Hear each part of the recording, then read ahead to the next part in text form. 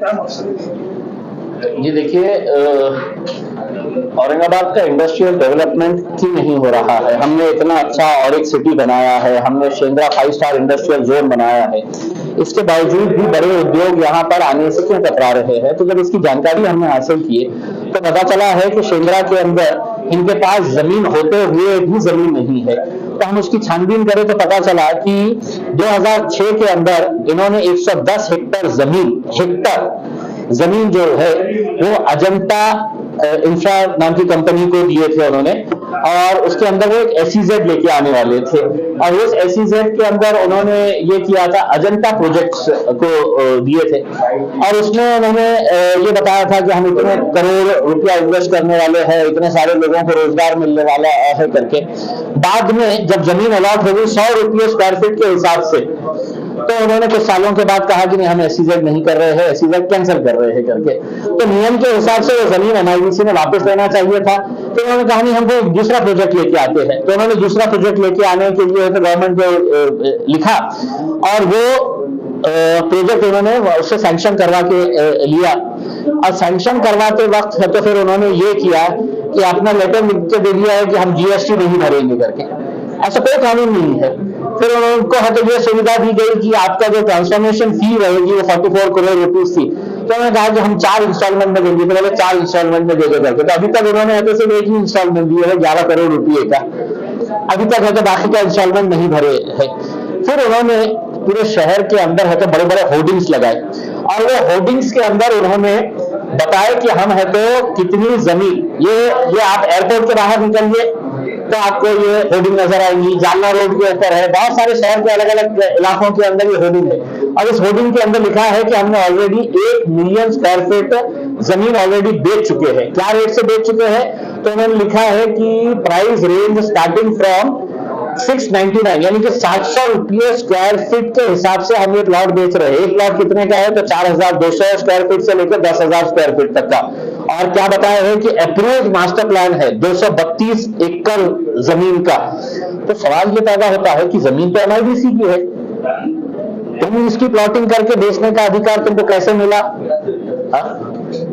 MIDC को कोई भी आपको जानकारी देने की जरूरत नहीं है। उन्होंने एक एग्रीमेंट किया, उस वक्त के जो मंत्री थे सुभाष देसाई साहब, पोटे साहब, एमआईडीसी के सीईओ, चेयरमैन, ये लोगों ने एक एग्रीमेंट किया, और उस एग्रीमेंट के अंदर उन्होंने कहा कि तुमको एमआईडीसी को बताने की जरूरत नहीं है, तुम एक काम करना, तुमको जितने प्लॉट्स बेचना है बेच देना, तुमको एमआईडीसी को कोई इंफॉर्मेशन देने की जरूरत। लेकिन अगर मैंने खरीद लिया एक प्लॉट 5000 स्क्वायर फीट का और मुझे बेचना है आगे चलकर, तो मुझे एमआईडीसी में जाना पड़ेगा।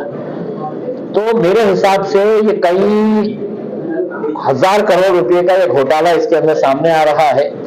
दुर्भाग्यवश टोयोटा कंपनी, एथर कंपनी जो 860 करोड़ रुपए का इन्वेस्टमेंट यहां पर करने वाली थी, इकोलैंड नाम की कंपनी ने कहा कि हमको शेंद्रा के अंदर जमीन दो करके, तो वो दे नहीं सक रहे हैं, क्योंकि हमारे पास जमीन तो हमने तो किसी धन्ना सेठ को देकर रखे हुए हैं और वो आपकी जमीन बेच रहा है करके।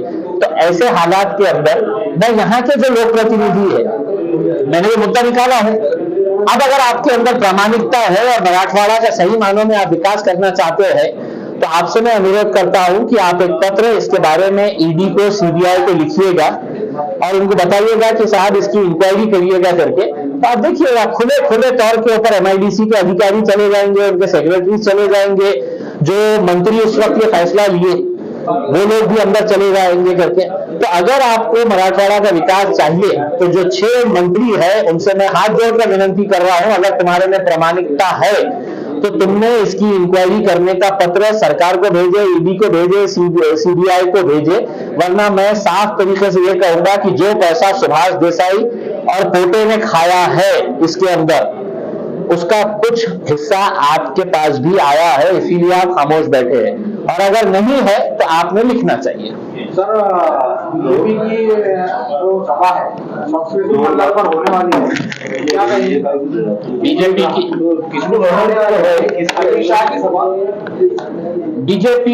जो सभा के लिए ग्राउंड सेलेक्ट कर रही है,